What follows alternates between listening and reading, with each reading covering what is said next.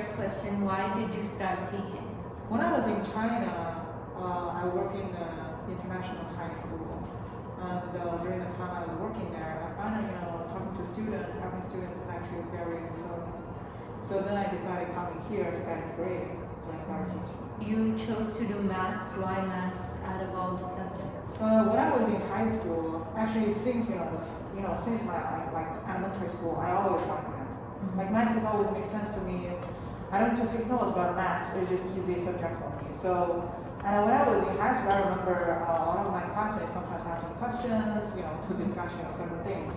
I just like the feeling to discuss certain questions with people, and I like to solve puzzles. So that's basically why I choose math and combine the way I want to teach. So that's why I chose math education as the starting point when I got certification. So I started teaching from there.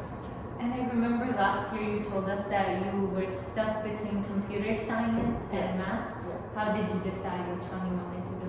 The first year in college, I loved programming. I remember there was once teacher has to give us 50 questions to do the coding, and our job is to finish all 50 questions, and then teacher will give you random question for you to see if you can pass through all the coding problem.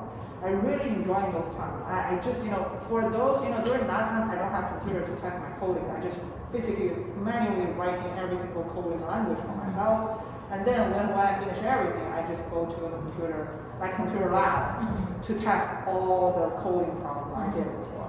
I really enjoyed that moment, but somehow after graduation, because my major is mainly heavily on math content. So after the graduation from college, if I want to go computer science, I have to restart the program.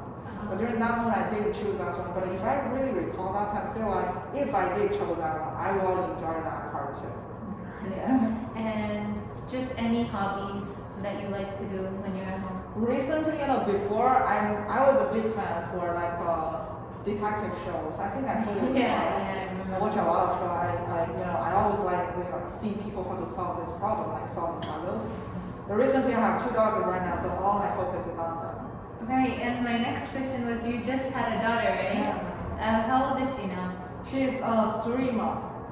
Almost 4 months. She's so Time pretty. flies. What's her name? Muhan. Muhan, that's a very pretty name. And one advice you would give to a student? One lesson I actually right now is also my motivation is whenever you feel like something is hard, something is challenging, you should tell yourself, if you try today, then you will appreciate whatever you do today.